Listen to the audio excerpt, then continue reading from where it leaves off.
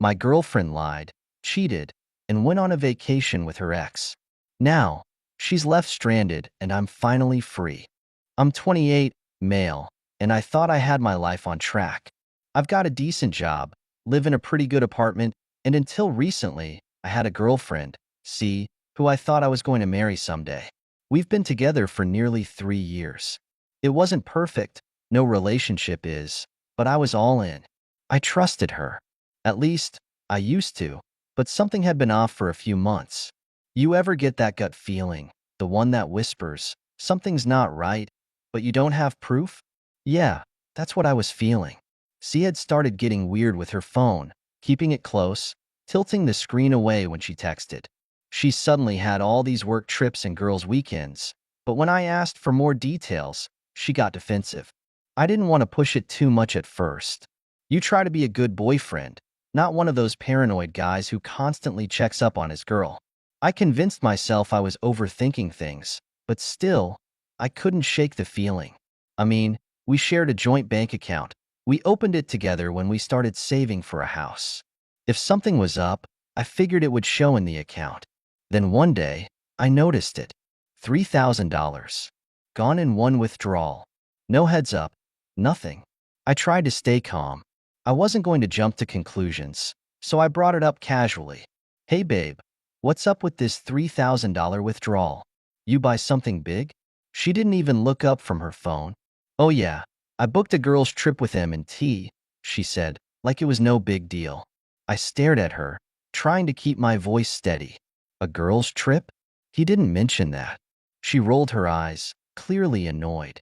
I didn't think I needed to give you a play-by-play of my plans. That hit me like a slap to the face. I wasn't asking for her to report every little thing, but $3,000 was a big deal, especially when we were supposed to be saving for a house. It's just, that's a lot of money, see, and we're supposed to be saving, remember? Now she looked at me like I was the crazy one. We'll make it back.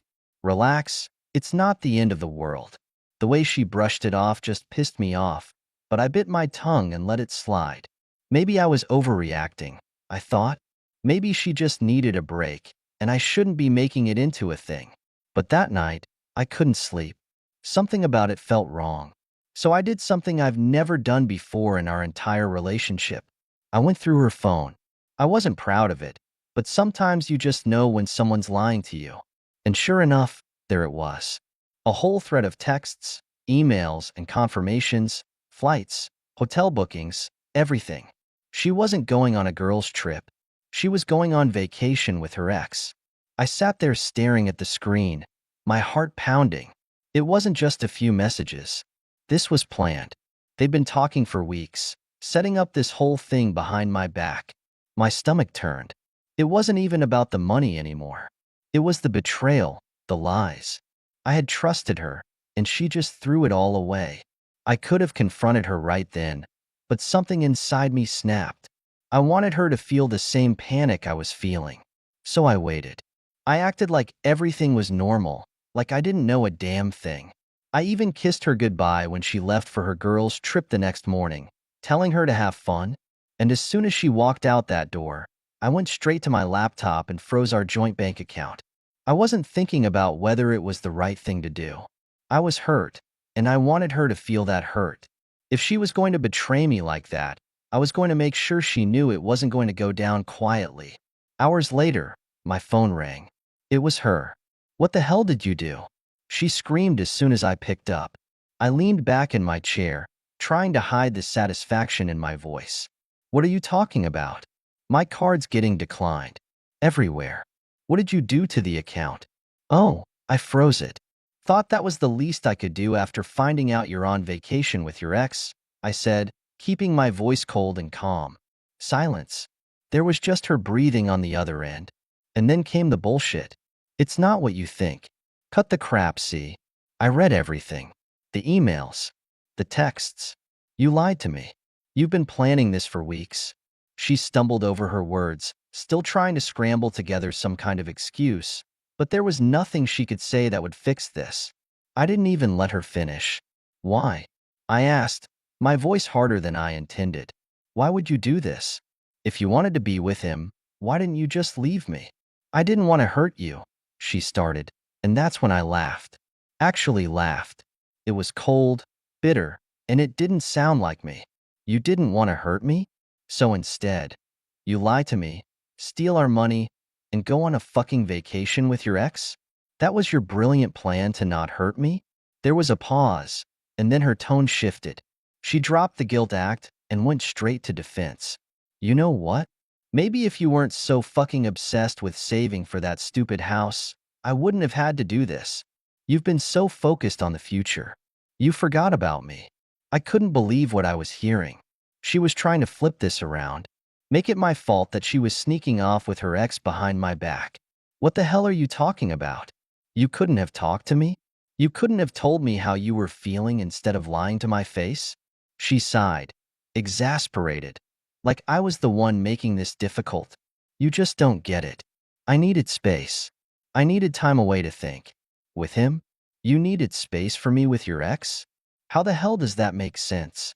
He's just a friend, she snapped. You're blowing this way out of proportion. I clenched my jaw, trying to keep from losing it. Right, just a friend.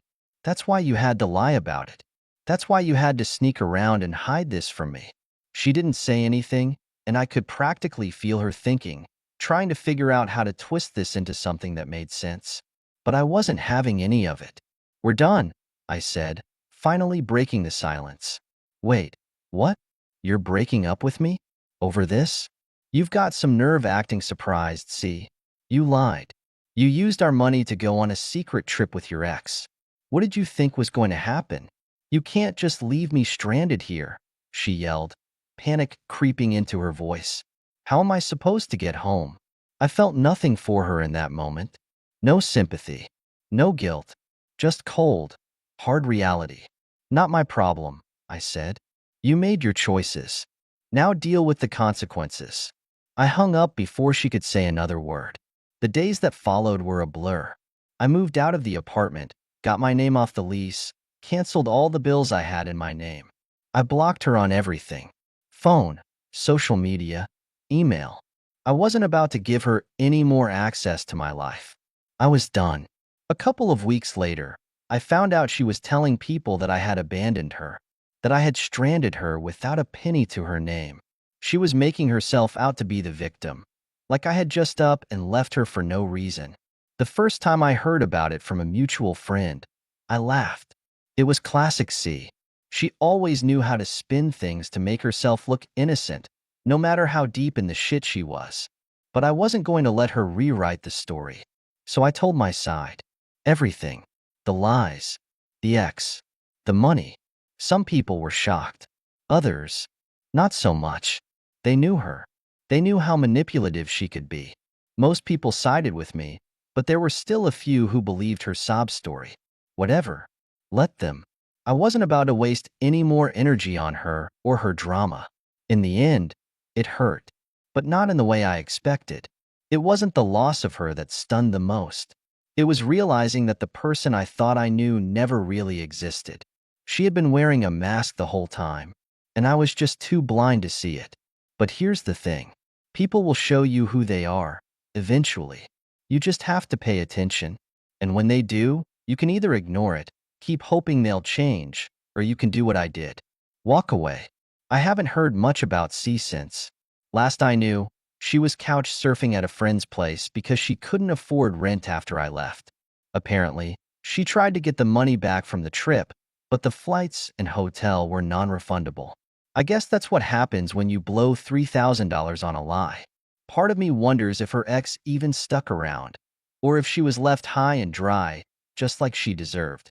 But honestly, I don't really care anymore.